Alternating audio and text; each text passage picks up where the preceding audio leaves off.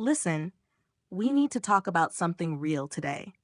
Something that goes beyond the surface level dating advice and gets right into the heart of what actually matters in the twin flame journey. You've probably heard a lot about the divine feminine and the divine masculine, but here's what most people miss. It's not about being perfect.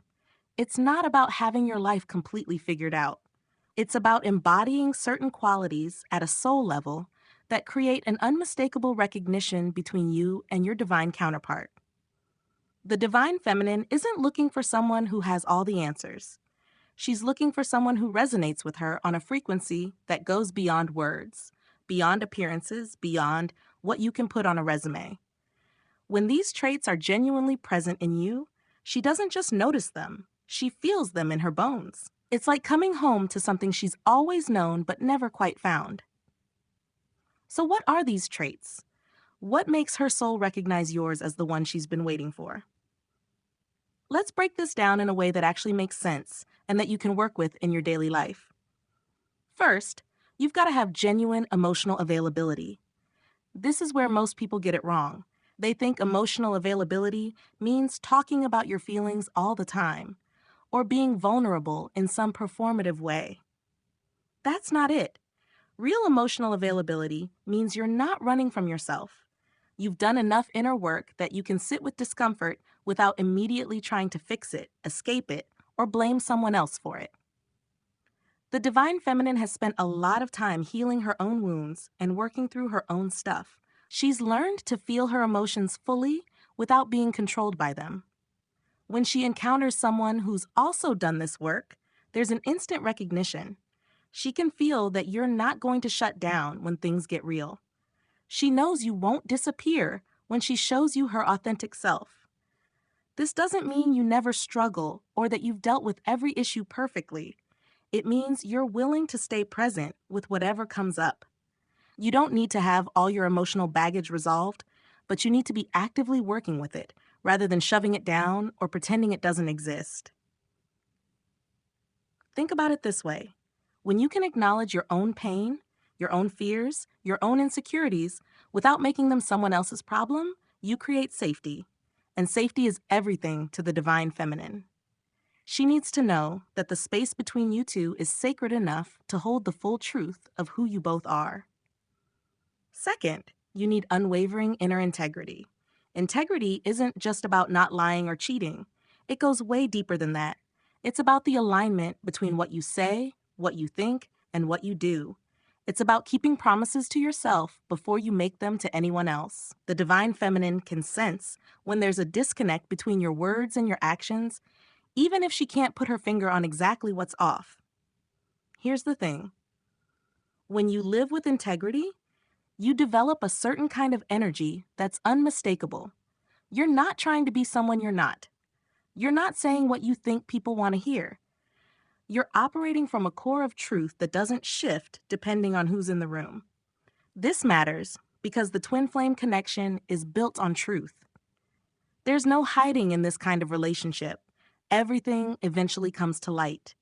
So if you're still playing games with yourself, still pretending you're okay with things you're not okay with, still breaking your own boundaries to keep the peace, she'll feel that incongruence.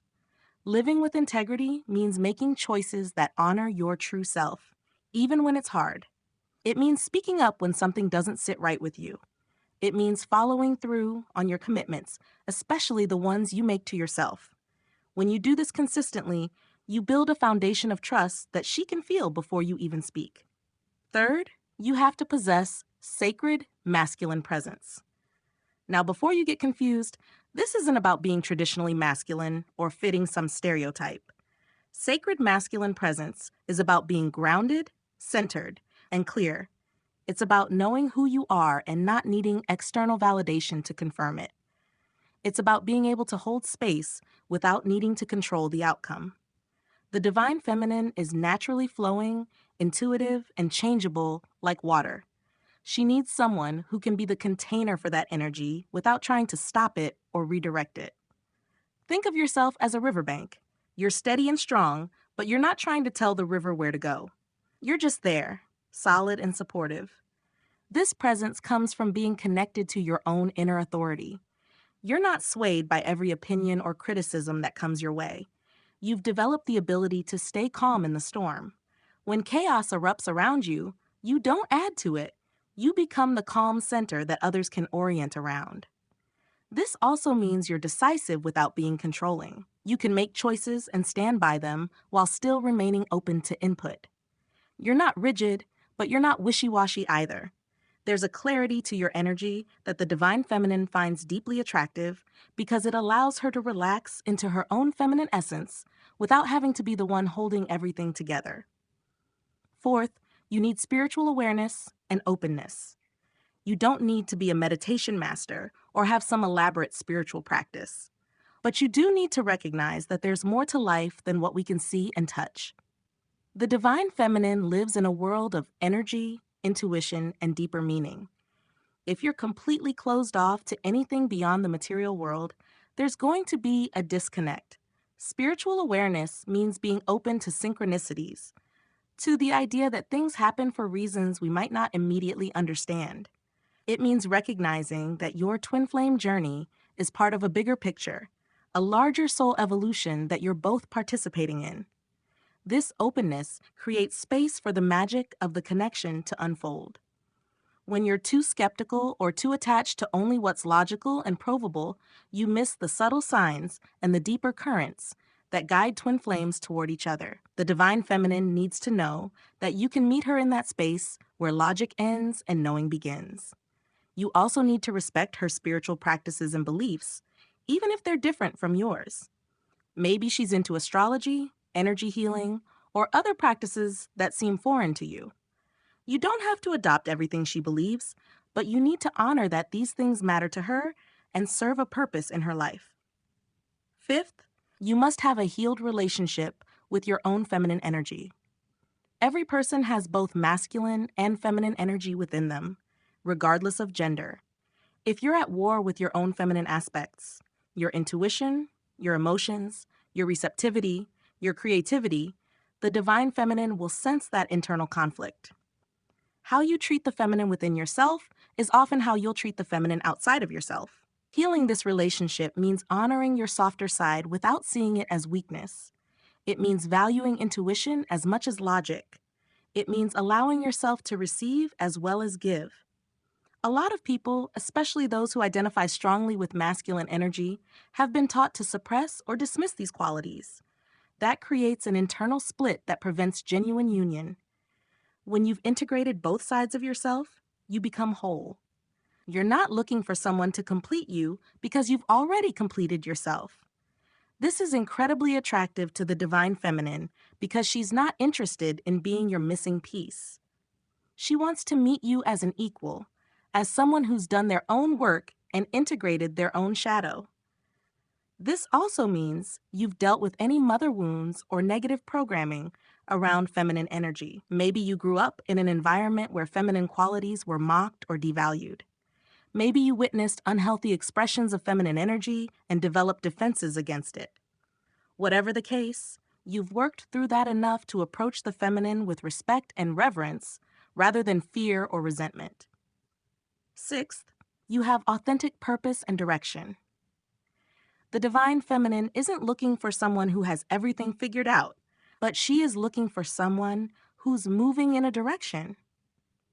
You need to have a sense of purpose that goes beyond just survival or comfort. This doesn't mean you need to have some grand mission to change the world, but you do need to be engaged with your own growth and evolution.